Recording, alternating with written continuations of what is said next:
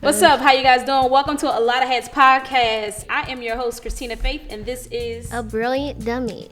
a brilliant dummy. And today we're gonna talk about your fly, your fresh. Are you dressing for where you're going? Yes. So I think this is a really cool topic because it helps us to understand like the struggles and complexities of why we do what we do as far as what we wear. Yes. And so I can definitely take you on a journey about me, myself, and I. Okay. But like, tell me about your journey, because you had a moment during COVID where something happened for you. Something did happen. So I cut my hair off in July. I don't know the exact date. Like, how did you get there? A couple different ways. The biggest reason was I had been having like migraine headaches for the past 2 years, like nonstop, every day. Every single day? Every day. You still have those? No. Oh, okay. And that's I'm sorry, the story. Yeah. Go ahead. But so that was the biggest reason, and it got to the point where like having my hair up, having it down, like it hurt. Okay. And and so I was thinking about it, like maybe just cut your hair. Something in my spirit. My spirit was like saying, if you cut your hair, like the headaches will stop. But I'm like, I'm not cutting my, you know what I mean? Like that's no. Just because as a woman, your hair is your glory in some sense. And in my case, I didn't realize it, but it was a part of my identity too. And so I wrestled with it for a while, and I finally was just like, I'm gonna cut my hair. And I called one of my girlfriends. She hooked me up with somebody. I booked the appointment. I just went. Like, I didn't think about it. You know what I mean? And I have not had headaches since. So awesome. Praise God. And I love it. Mm-hmm. Because you always like, what am I gonna look like? What the shape of my head? All these things, that you think. And in a way, it's like I'm not hiding anymore. So your hair was like a cloak for you. Yeah, it definitely was a. So what were you hiding is the question. I don't know. I don't know. Just me. Like, I was hiding my face. Literally and figuratively. Yeah. I had a lot of big hair. I just love big hair. Yeah, so I don't know. I and that's symbolic of a lot of things. Obviously, I'm not in hiding anymore. And so, I guess this, when the veil is taken off, it's just taken off. And so it has, it's my way of dealing with a lot of different insecurities. Okay. And it's freeing though. You know what I mean? It's just freeing, that's all I can say. Well, I'm thinking back to like my journey of evolving and changing. And so like they use the word tomboy. I don't think it should be a term. I was athletic as a kid. Like, I was like heavily athletic. Right. Like, I played basketball every single day. I swam. I was outside all the time. I think I was like 12 years old when I stopped playing football, and I was like, y'all ninjas is trying to touch my breast. Right. I'm like, y'all a little freaky. I'm a run in the streets. Touch freeze with the boys. Yeah, and so you kind of get, like, me and my aunt and everybody, we were looking at pictures because my mom just passed, and everybody was looking at, who I was. And they were like, yeah, she just wanted to get up and go. And I just wanted to get up and go. Mm-hmm. But I think throughout that, I think people begin to label you because you don't fit the mold of femininity that they think you should fit. Right. And so I think, well, I know for me, when I got to college, I started really smelling myself because my friends was like, we're going to straighten this hair. And so I started to develop like my own identity in a sense. And I had friends that was like, all right, this is great. Like, this is what you like. Let's help you dress it up. And I think as I went on in life, I was always a dye person, dyed my hair, straightened it. My doobie, that's a Jersey thing. My doobie was always flowing. And then one day I woke up and I wanted to cut my perm out. And I think I hadn't had a perm for like 3 months, and I had the type of hair that is very hard to manage without a perm. And so I went to the bar. I would try to go to the barbershop, which was downstairs from my hair salon, and none of the guys would cut my hair. They was like, no, you're going to have to wait for Carl.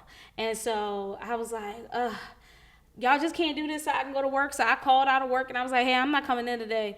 I'll see y'all tomorrow. And so I'm sitting there waiting for Carl, and Carl comes, and I'm like, Carl, he's like, oh, what you want me to do? And I was like, I need you to cut it off. And he was like, for what? And so I was like, no, I just want to start over. Let's cut it off. And so he cut it off, and I felt so freaking free. Yeah. Like, I got home, my mom, because, your family will tell you not to cut your hair. Yeah. Like, why are you cutting your hair, especially if your hair is long? Like, why are you cutting your hair? Don't cut your hair. Right. Now, mind you, my mom and my grandmother had cut all of their hair. Mm-hmm. Like, my grandmother cut her, I remember when she cut her hair her first time, I was maybe 4 or 5 years old, and I remember her coming through the vestibule at the house with this fly short pepper and salt and pepper hair, looking like she was on the cover of Ebony. And my grandfather looked at her and said, why'd you cut your hair?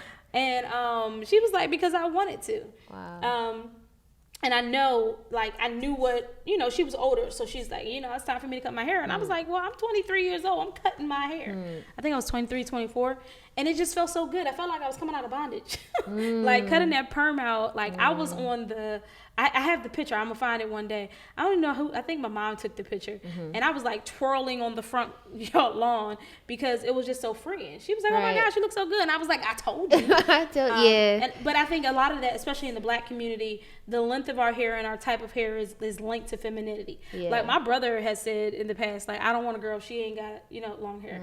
Like, right. And that's I think we don't even realize just how whiteness is packed into that. Like, you can't even accept who you are because whiteness is packed into the way that we wear our hair. Yeah. And so this is actually my second set of locks. Wow. I just cut like 4 or 5 inches off, but it needed to go. Wow. And it's interesting you say that too, with like how you saw your brother respond to it, right? Like how we see even men respond to our hair, the length of it, the coarseness or the softness, you know what I mean, of it affects it too. And I think just like you, so we both have 2 brothers. I'm the youngest. I don't know, what are you? I'm the youngest only. You're the baby too? I'm the youngest only. Oh, wow. Okay. So I think that played a part in it too, right? I had 2 older brothers. They were playing sports, so I was always trying to run behind them and doing things. They were also very overprotective, especially my oldest brother, who was super overprotective. And so, man, if a dude called my house, it was like... So how much older are your brothers to you? So my oldest brother is 8 years older than me, and then my second oldest brother is 2 years older than me. Okay. So we're like pretty close. But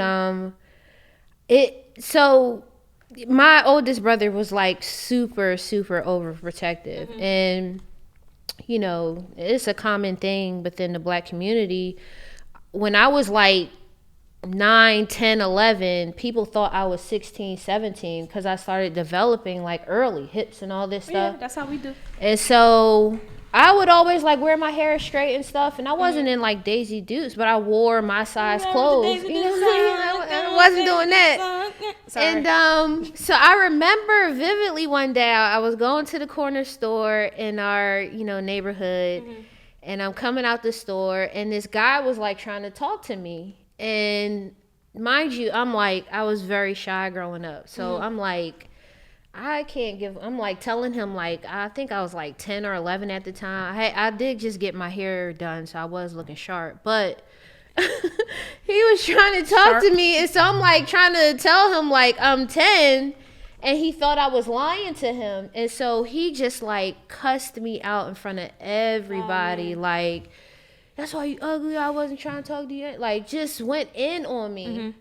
And man, I walked up that hill in tears, and I never went back to that store again. And after that, that's when I started like dressing baggier, wearing baggier clothes, because I noticed, guys would see my shape or my body, and that was drawing attention. And so I'm like, so number one, I can't. Right. That's probably where it started, because I'm like, oh, if I just cover up, then I won't get the attention. And Unwanted during that attention. right period, up until I would say 11th grade, you know, I just dressed baggy, and it worked for the most part. I didn't get as much attention as I was getting. And I kind of let that carry throughout teenage years and even into adulthood. You know, but now I kind of got to remind myself sometimes, like, you're not that little girl anymore. You know what I mean? Like, you're a woman. It's okay to have the body you have and not be ashamed of it, because I was like, I felt shame with my body. And so a lot of that like played a part into me. You know, I was wearing them D4L white tees. I was dressing horrible. Like you had the I had the cargos. I had all types of stuff. So you were like, I need to see pictures. You were like over baggy. Yeah, you don't want to see pictures. I was like dressing awful. Yeah, I didn't even want to bring up pictures. Yeah, I was trying to cover up, you know? I don't think I was trying to cover up. I dressed baggy too. Like looking back at pictures, it wasn't extreme. It wasn't your baggy, but I think I was trying to be like TLC and Aaliyah, and so like they dressed baggy, like they made it cool to wear. They were still feminine. But it was still feminine. Yeah. And so like I wanted my hat to the back, and I literally like I got pictures, hat to the back, Fila shirt on, Reebok sneakers. Like I wanted, like I've always been very attracted to certain styles, right? And so I think that's kind of like what I was going for. I think my body type, like I was like you, like I had a whole full body by the time I was like 11. Like in 5th grade, it was and so and little boys did some really stupid stuff to me, like that Tasmanian devil looked real big on you, and I'm just like, what? Just demeaning stuff, like, all right, whatever, I'm not feeling you, so that's not gonna work. Kids are trash. Like we were really trash as kids. And so I think, you know, you start to differentiate between the tomboy versus the girly when femininity is not that, right? Femininity isn't, I have on heels and now I'm feminine. Like femininity is what you make it. And so I think because of the different ways that people dress, I think even back then people started to say, oh, you're gay because that's how you dress. And it's like I ain't got no problem with gay folk, like, but I ain't gay. Yeah. Like, because I dress like this. Right. And I think the church really protrudes that as well. Yeah. I mean, I think everybody protrudes it. Since I've cut my hair, I've definitely I've had family members calling, asking if I was gay, and, you know, why you cut your, and I'm like, like, you know, it's everybody, but it's like, why is everything a woman do tied back to our sexuality in some way? You know what I mean? Like, I think gender roles, people take gender roles to a whole nother level, right?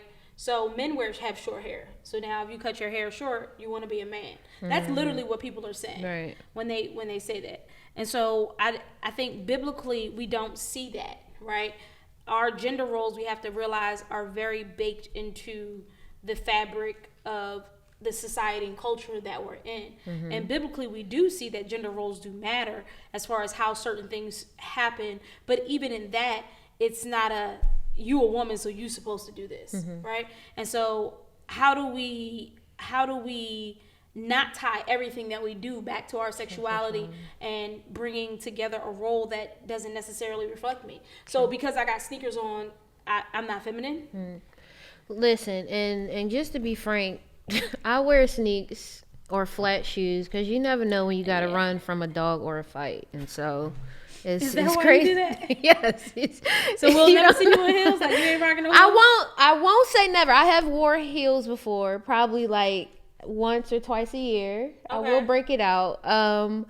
But for the most part, I'm on the ground. Because if I need to make a quick movement somewhere, I need to get there without falling. But one thing I will say in my journey and in evolving is, you know, I never say never. And so, you know, I might be wearing Chucks all day now, but I don't know how married Tiara dresses. You know what I mean? So why do you, hold on. So let's do that. How come married Tiara would dress different than single Tiara? I don't know. I don't know what she's gonna do. Well, I think she might, because you know what? Who is she doing it for then? Well, I mean, it would. I am gonna do certain stuff for my husband So if that's what he likes. So if he wants you to only wear heels, you gonna?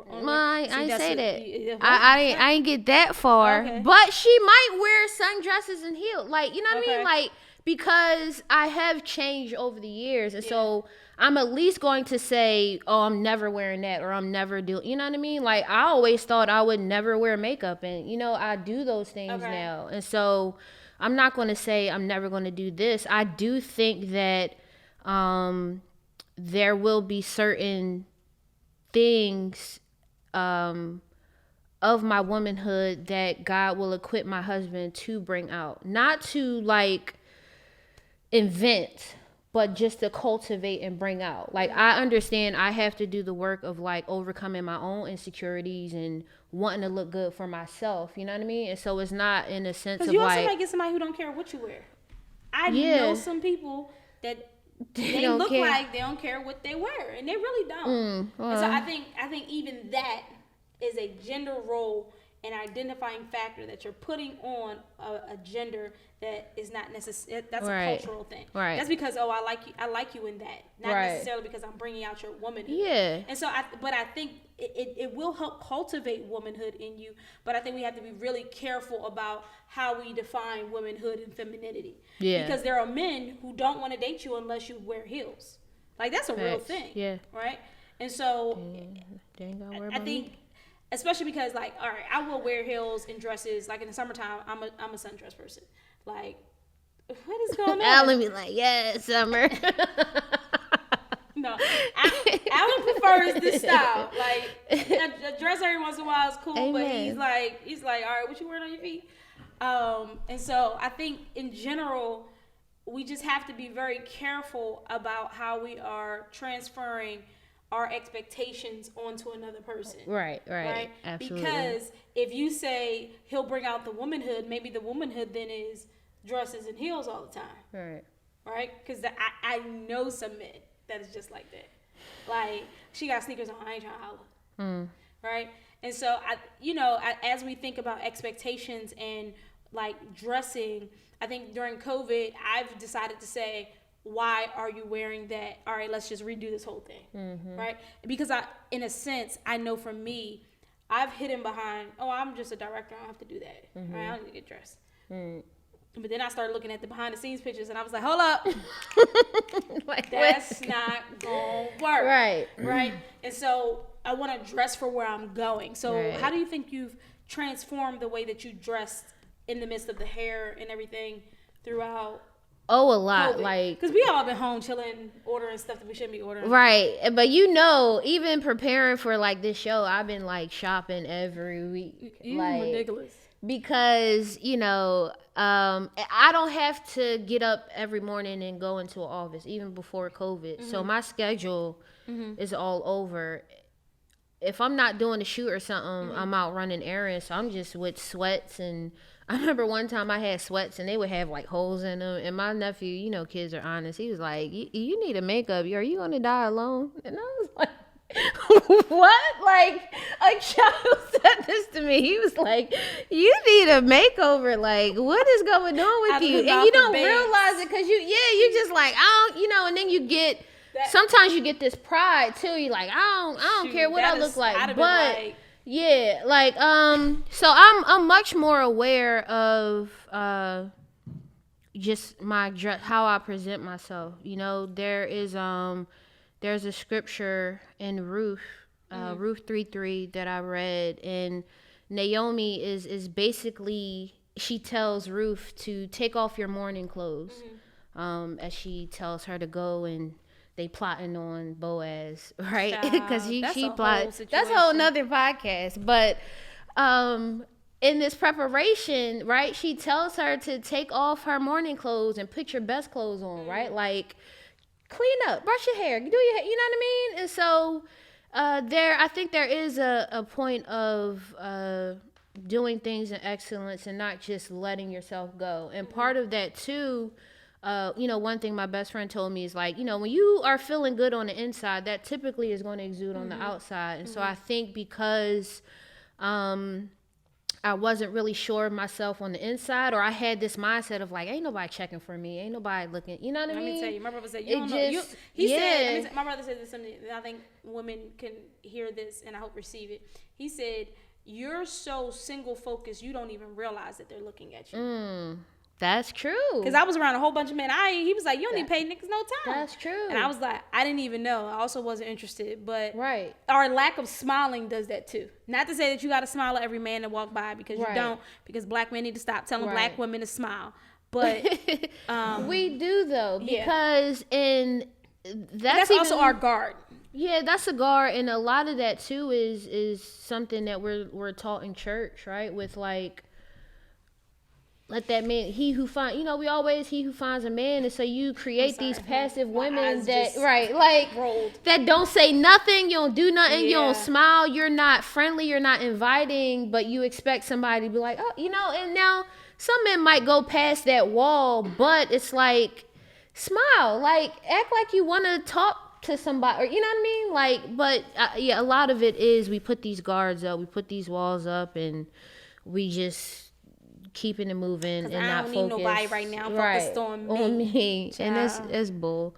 But being home like, well, I ain't got nobody. Right, like you got to get out your crib. Like this man, unless he an Amazon delivery driver. Well, no, don't get out your crib. Not now. Stay home. Not now. Which is a whole nother dynamic. Yeah. Facebook, gosh. Instagram is but nasty. Yes, so to answer your original question, I definitely have changed, just more aware of, presenting myself, and I feel good. Like I want to dress up and, put together different color swatches and hats and accessories and all these things, because, it's just my style now. I'm changing. I'm growing up. Aww. So, okay. Get into what you listening to, shawty. Man, I am listening to a lot of India Shawn still. And the new Xavier Omar. Mm-hmm. He dropped. I'm listening to him. I'm also listening to Bema Podcast. What's that? It's a really good podcast. They break down like basically the Bible from the Bema seat. Right. Okay. But they just break down like the cultural context of the Bible in the Eastern setting, which is which it was written to. So yeah, I'm listening to that. It's really good. And that's it. Watch anything good?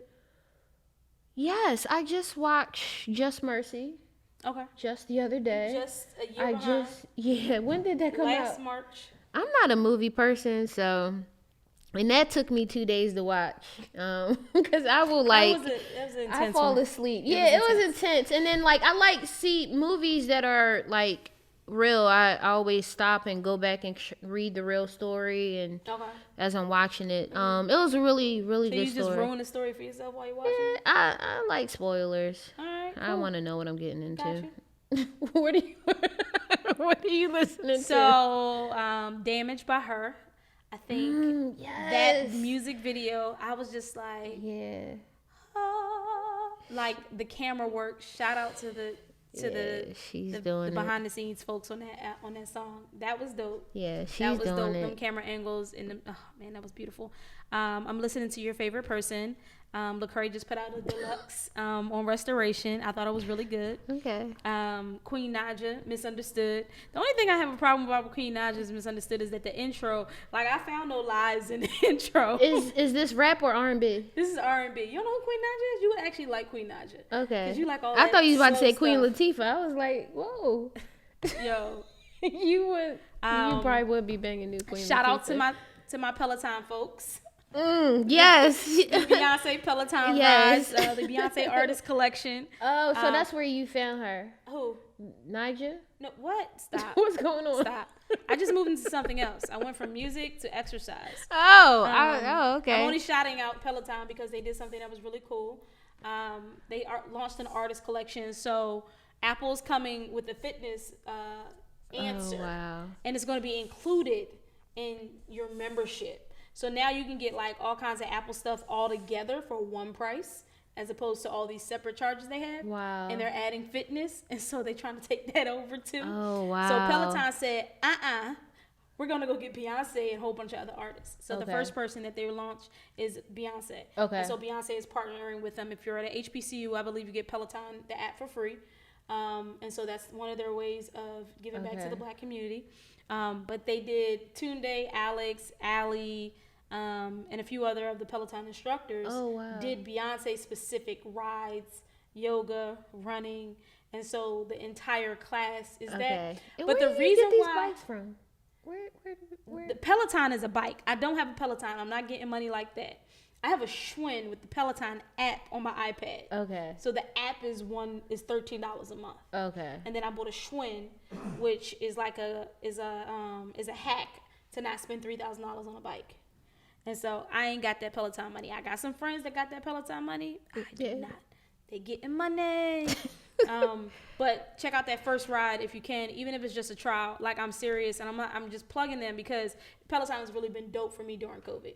Like, that's also been a part of my where are you going? Like, is your body prepared for where you're going? Like, are you gonna die in an early age because this is a very stressful job? Yeah. Or are you gonna take care of your temple? Yeah. And so that's been my week. That Peloton Alex and Tunde ride, that thing was crazy. It get you body. It was no, actually I did one a day that Allie did, and she was getting me body. Oh gosh. Yeah, but Beyonce is good for working out. I will say that. That's about all. It was like the perfect. I just need them, like, it was just perfect. I'm gonna need Jay-Z to come on because I need some Jay-Z rides. Like, he got some tracks. It's a whole lot of other artists that we could use too. So that's all I got for today. All right. Well, I think that is all we got for this episode then. Thank you for joining us. I'm Christina Faith. You can follow me on Twitter and Instagram at Christina Faith. And you can follow me on Instagram and Twitter. I guess I'll give you my Twitter. At A Brilliant Dummy. A Brilliant Dummy. And you can follow us together at Alotta Hats Podcast. ALOTTA. Hats. HATS Podcast, right? I think. Look, if you put in a lot of hats, we're going to pop up. It'll come up. Thank you for following us. Love you guys. Peace. Cut. That wasn't so bad.